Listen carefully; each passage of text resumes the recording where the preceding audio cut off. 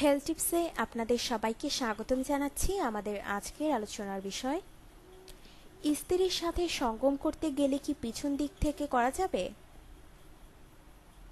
প্রশ্ন, স্ত্রীর সাথে সঙ্গম করতে গেলে কি পিছন দিক থেকে করা যাবে?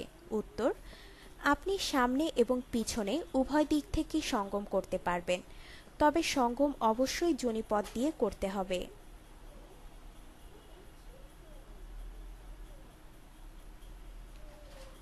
অশিক্ষিতদের মধ্যে স্ত্রী সঙ্গমের নিয়মকানুন সম্বন্ধে অতি অল্প লোকেই জানে।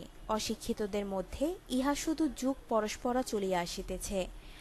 এমন নির্লজ্জ অথচ অর্ধশিক্ষিত লোক আছে, যাহারা পশুকে গুরু মানিয়া পশুর ন্যায় উল্টা সঙ্গম করিতে লজ্জা বা অসুবিধা বোধ করে না।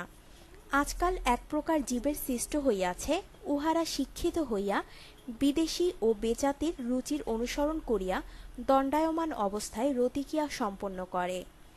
উহাদিগকে নাকি এদেশের শিক্ষিত যুবক যুবতী বলা হয়।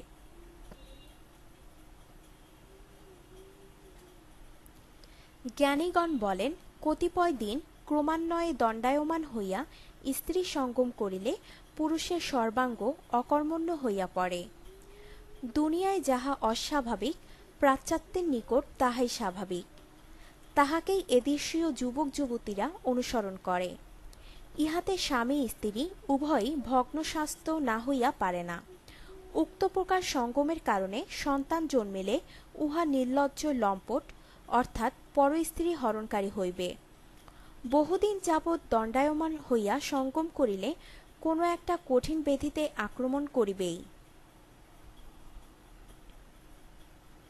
স্বামী চিত হইয়া স্ত্রীকে বুকের উপর লইয়া সঙ্গম করিলে সন্তান লম্পট হইবে এবং স্বামী হঠাৎ কোনো কঠিন রোগে আক্রান্ত হইবে।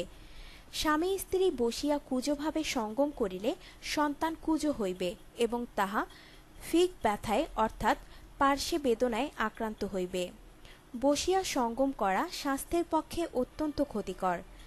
ডান কিংবা বাম পার্শ্বে যে কোনো পার্শ্বে কাত হইয়া সঙ্গম করিলে উহার ফলে কানা খোরা, লুলা ল্যাংড়া প্রভৃত সন্তানের জন্ম হয়। মূল কথা, স্ত্রীকে চিৎ করিয়া শোয়াইয়া স্ত্রীর উরুর মাঝে স্বামীর হাঁটু পাতিয়া খুশিমতো যোনিপথে সঙ্গম করিলে তাহাকেই স্বাভাবিক সঙ্গম বলে। উহাতে কোনো ক্ষতির আশঙ্কা করা যায় না। কথিত আছে, পাশ্চাত্যগণ উক্ত প্রকার সঙ্গম রীতি পছন্দ করে।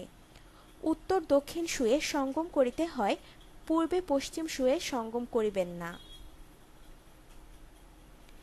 আপনার জীবনকে আনন্দময় করে তুলতে এবং বিভিন্ন স্বাস্থ্য টিপস ও পরামর্শ পেতে আমাদের চ্যানেল সাবস্ক্রাইব, লাইক ও শেয়ার করবেন। ধন্যবাদ।